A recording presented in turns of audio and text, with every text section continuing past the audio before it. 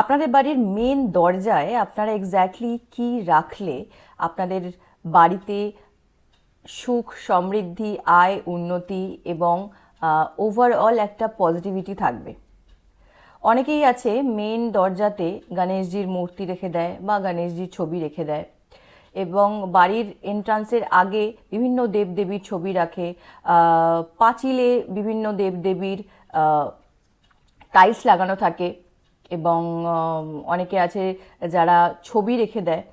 তো প্রথম কথা, এই যে আমরা ভগবানের মূর্তি বা ভগবানের ছবিগুলোকে আমরা এরকমভাবে বাইরে রাখি বা টাইলস হিসেবে আমরা লাগিয়ে রাখি, এটা অত্যন্ত একটা অশুভ জিনিস। কারণ ভগবানের জায়গা কখনো আপনাদের বাড়ির পাঁচিল হতে পারে না, কখনো আপনাদের বাড়ির দেওয়াল হতে পারে না, এবং গণেশজি স্পেশালি কিন্তু আপনার বাড়ির কেয়ারটেকার বা দারোয়ান নয়।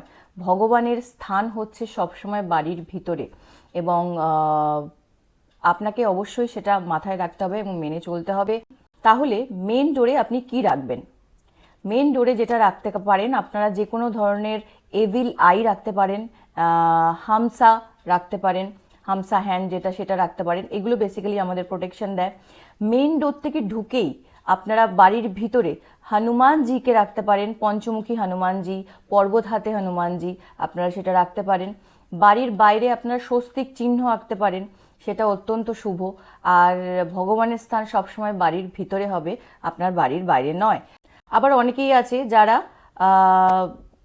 ঠাকুরের মন্দির নিচে একতলায় করছে আর দোতলায় বা তার উপরে তারা থাকছে, এটাও অত্যন্ত অশুভ। কারণ ভগবানকে সবসময় মাথার উপরে রাখতে হয়, পায়ের নিচে নয়। তো এই ছোট ছোট জিনিসগুলো মাথায় রাখলে দেখবেন আপনাদের বাড়িতে সবসময় একটা পজিটিভিটি থাকছে এবং ভগবানের ব্লেসিংস সবসময় থাকছে।